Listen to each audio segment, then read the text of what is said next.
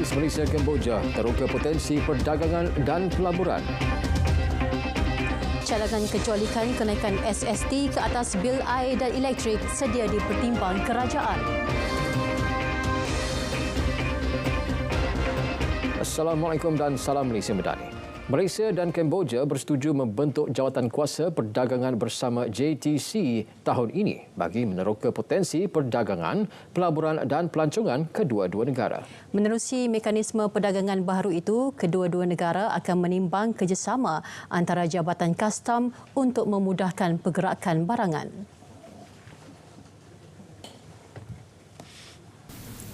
We have huge potential in terms of boosting trade volume, palm oil, white rice, and the trade ministries of both countries will use the Joint Technical Committee platform to address these challenges and find solutions, both trade and tourism.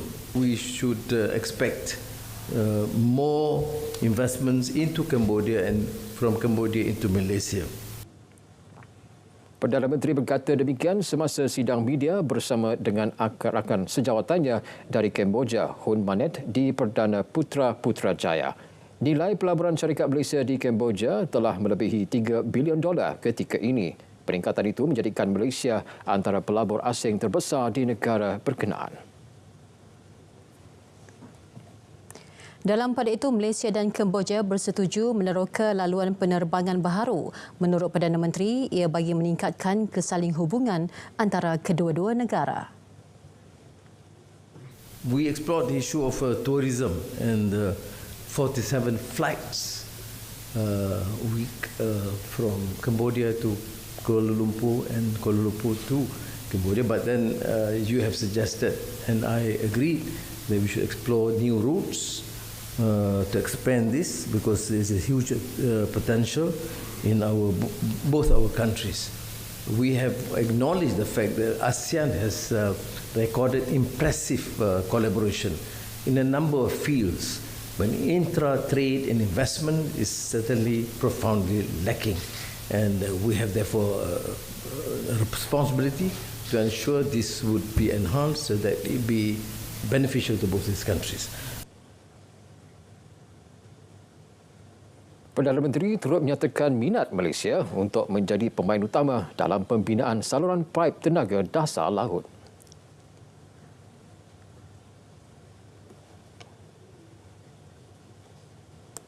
It is interest to be a key player in construction of over 1,000 kilometers of seabed energy pipelines, facilitating the transmission of renewable energy from Cambodia and Laos to Singapore. These are issues transborder, transnational that can be explored. Terdahulu, kedua-dua pemimpin menyaksikan pertukaran memorandum persefahaman MOU bagi kerjasama dalam inovasi kewangan dan sistem pembayaran antara Bank Negara Malaysia dan National Bank of Cambodia. MOU itu sebagai usaha menangani isu kemerosotan nilai mata wang masing-masing.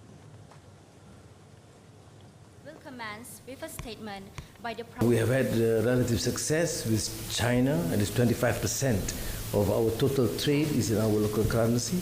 With Thailand, but 18%, Indonesia, but 20%. With Cambodia, I think using local currencies would, of course, lessen the burden and the pressure of having to be tied only to the US dollar. Perdana Menteri Datuk Seri Anwar Ibrahim merafak sembah ucapan setinggi-tinggi tahniah dan ikrar taat setia kepada Yang di-Pertuan Agong Sultan Ibrahim dan Raja Permaisuri Agong Raja Zarif Sofia. Saya berkeyakinan bahawa kerajaan dan rakyat akan mendapat limpah rahmat dan kesejahteraan dari pemerintahan seorang raja yang adil, bijaksana dan prihatin terhadap rakyat jelata dan negara. Sebagai teras pemerintahan raja berperlembagaan, saya amat berkeyakinan dengan pemerintahan Duli Yang Maha Mulia Tuanku Agong Kelab. Malaysia bakal diberkati dengan nikmat perpaduan dan kemakmuran yang berpanjangan.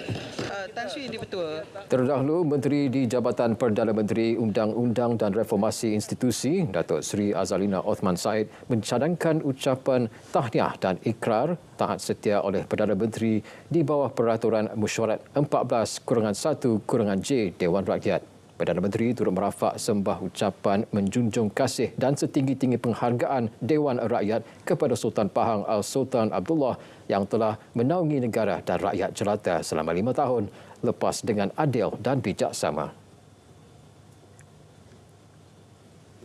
Cadangan mengecualikan kenaikan cukai jualan dan perkhidmatan SST ke atas bil air dan elektrik sedia dipertimbang kerajaan. Ia akan dibawa ke Malaysia Nakol, Mesyuarat Nakol yang dijadual berlangsung 20 Mac ini untuk penelitian lanjut. Perkara berkaitan kenaikan SST ini memang dalam mesyuarat jawatankuasa pemantauan pelaksanaan dipengerusikan oleh Amat Berhormat TPM yang lepas, kira-kira 2 minggu lepas, memang ada satu paper khusus untuk kita melihat kesan dan impaknya. Dan insya-Allah perkara yang dibangkitkan oleh Yang Berhormat Aritam ini kita akan bawa untuk dikaji. Tambahnya melalui Nakol, setiap penggubalan dasar dan program yang dilaksana kementerian dan agensinya akan beri pertimbangan terhadap elemen kos sara hidup. Menerusi Belanjawan 2024, lebih 58 bilion ringgit diperuntuk bagi subsidi, insentif dan bantuan. Antaranya jualan rahmah madani, jualan agro madani, sumbangan tunai rahmah dan sumbangan asas rahmah. 900 juta ringgit diperuntuk Kementerian Pendidikan bagi menyenggara aset tak alihnya tahun ini. Ia meliputi bangunan, tanah dan infrastruktur di semua sekolah dan institusi pendidikan kendaliannya.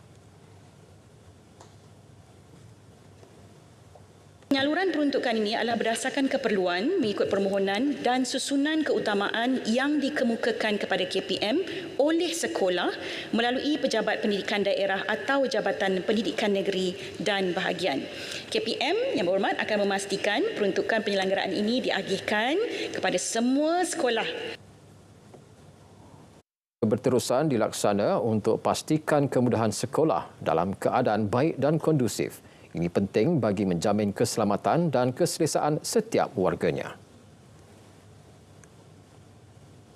Operasi dan Perkhidmatan Lembaga Tabung Angkatan Tentera LTAT tidak terjejas susulan peletakan jawatan 3 pegawai kanannya baru-baru ini. Portfolio Ketua Eksekutif dan Pengerusi LTAT kini diisi pegawai kanan sedia ada secara tanggung tugas. Calon-calon bagi mengisi jawatan berkenaan sedang diteliti.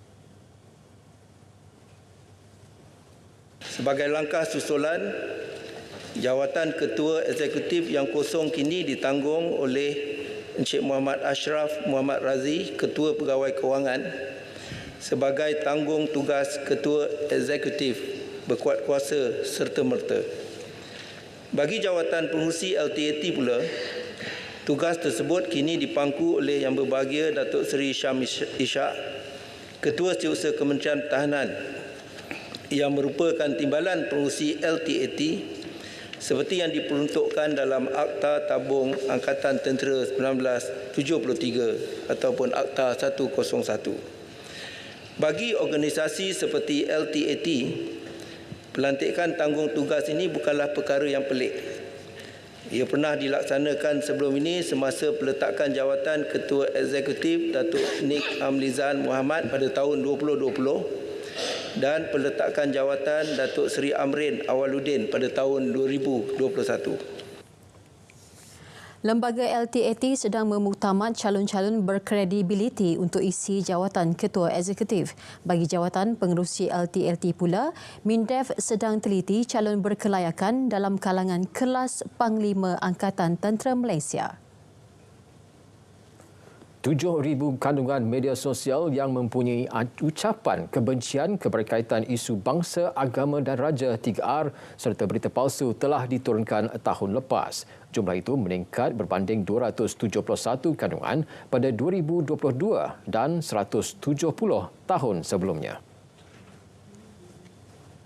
Dalam tempoh 1 hari bulan Januari 2023 hinggalah 15 hari bulan Februari 2024, sebanyak 6,168 kandungan yang berunsur disinformasi telah diturunkan oleh penyedia platform. MCMC juga bekerjasama dengan Polis Diraja Malaysia PDRM dengan menubuhkan pasukan petugas siasatan bagi memastikan siasatan kes yang membabitkan penyebaran maklumat palsu dilaksanakan dengan segera dan kertas siasatan dirujuk kepada Jabatan Peguam Negara untuk keputusan akhir. Jelas beliau, sebaik terima laporan kandungan sensitif di media sosial, MCMC akan kemuka permintaan kepada penyedia platform untuk menurunkannya. Penilaian untuk menurunkan kandungan berkenaan dibuat penyedia platform media sosial berdasarkan garis panduan masing-masing. Mereka tidak terima sebarang arahan daripada kerajaan untuk turunkan mana-mana kandungan. Dewan Rakyat hari ini melakar sejarah tersendiri apabila buat julung kali rukun negara dilafaz pada awal mesyuarat. Rata-rata anggota Dewan Rakyat menyambut baik perkara itu. Rukun negara ini amat penting khususnya untuk memastikan perpaduan di antara kita semua. Lebih-lebih lagi di negara Malaysia yang berbilang kaum, agama dan juga bangsa. Bagi kita daripada Sabah dan Sarawak, kita pun ingin merasa dalam semangat kekeluargaan dalam negara Malaysia ini. Jadi amat signifikan bagi saya dan saya pada hari ini sengaja datang awal ke Parlimen supaya saya sendiri boleh menyertai lafaz rukun negara yang diadakan sebentar tadi. Saya anggap ia sebagai satu langkah kecil yang sebenarnya boleh bagi impak juga kepada terutama sekali wakil-wakil rakyat yang bersidang dalam Dewan sebagai sebuah peringatan kepada tugas, tanggungjawab dan karakter kita sebagai rakyat Malaysia. Sesuai pemimpin kena mula dahulu, barulah rakyat yang lain boleh ikut. Jadi saya menyambut baik sebab bagus juga, sebab ianya memberi kita mengingatkan diri kita sendiri. Ya. Sebelum kita mengingatkan orang, kita ingatkan diri kita sendiri. Inisiatif melafaz rukun negara di Dewan Rakyat itu turut mendapat reaksi positif rakyat. So bagi saya satu inisiatif yang baik untuk Yang di-Pertuan Agong yang ke-17, Yang di-Pertuan Agong Sultan Ibrahim memperkasakan rukun negara ni supaya kita sebagai rakyat Malaysia memenuhi setiap maksud-maksud yang tersurat dan tersirat di setiap rukun negara yang telah diasaskan pada tahun 1970. Kesopanan dan kesusilaan itu yang kita kena pandang sebab daripada segi kedudukan raja-raja, kita semua acknowledge yang raja tu dia berkuasa, dia ada full power. Itu saya tak tipu, memang kita punya rakyat Malaysia sayang kita punya raja. Tentang rukun negara, kita memang kena terapkan kepada semua rakyat Malaysia. Itu adalah penting. Sekarang ni kalau kita rata-rata kita tengok orang makin tidak sensitif dengan kesusilaan dan kesopanan apabila berbicara antara kita.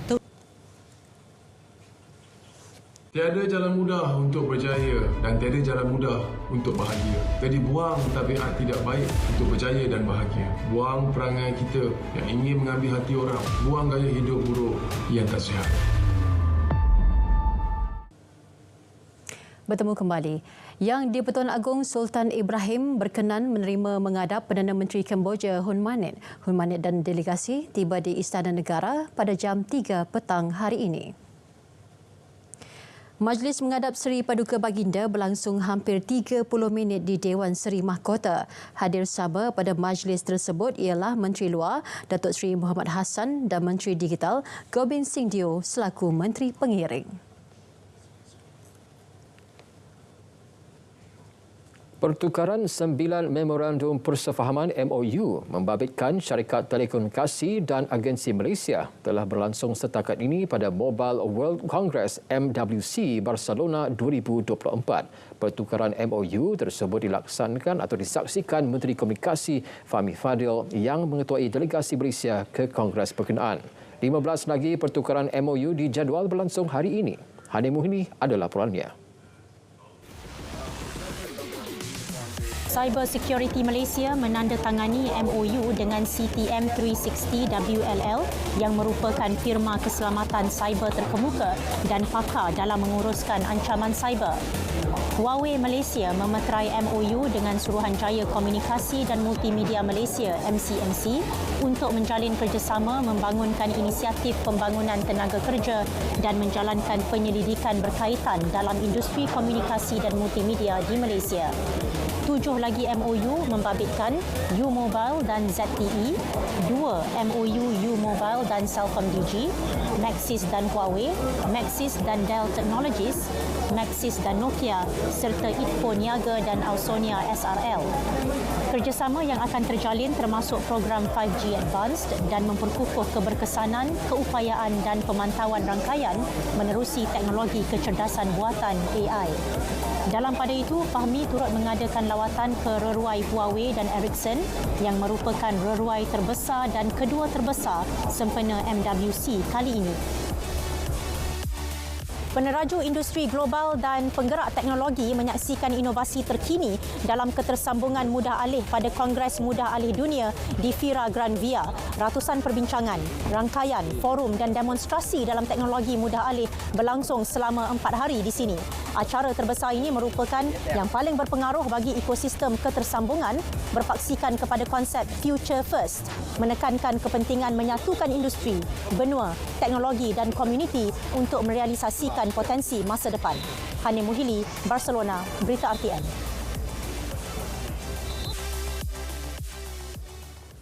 Peneraju dunia dalam pemantauan rangkaian dan cerapan kesaling hubungan UCLA menyifatkan pencapaian Malaysia yang mengungguli skor ketekalan 5G global sebagai amat membanggakan serta sangat layak.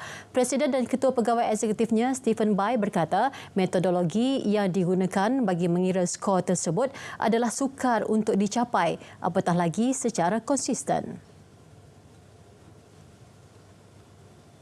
And we measure networks in many different dimensions, one of which is speed, which is what people know us for in terms of speed test.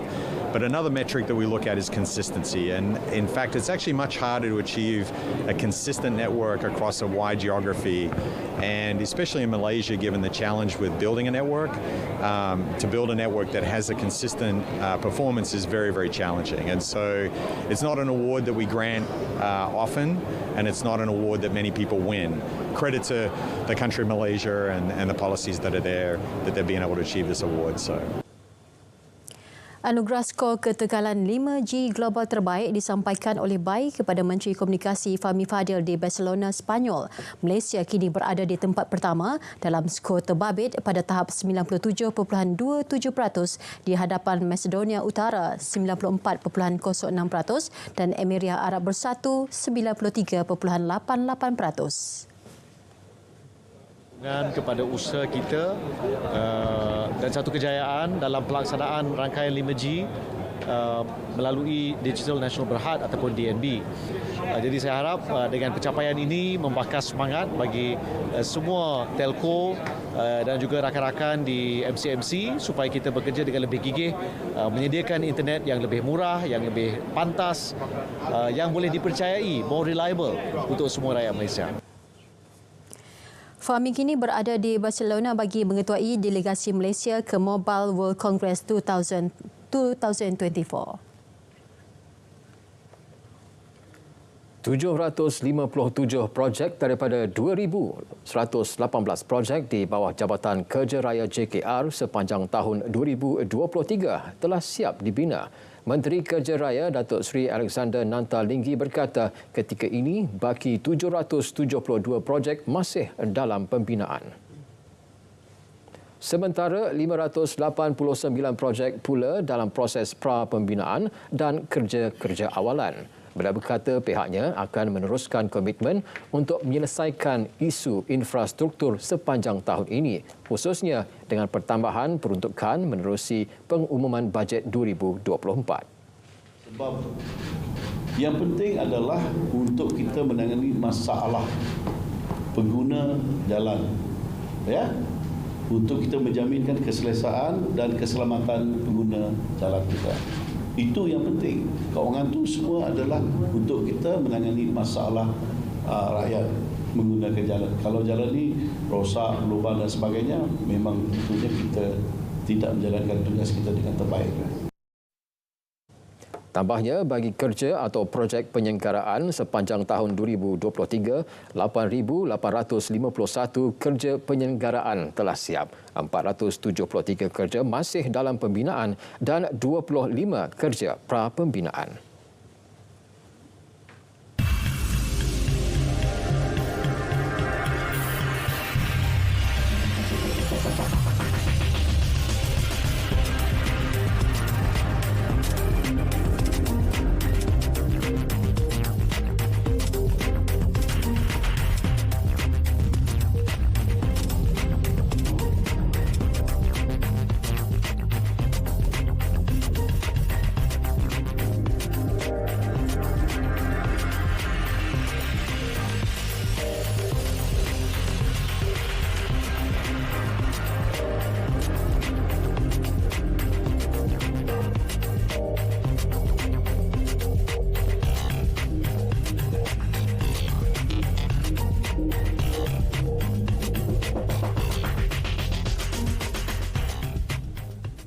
Baik, berita perdana diteruskan dengan Stadium RTM. Malam ini bersama Nazri Fahmi.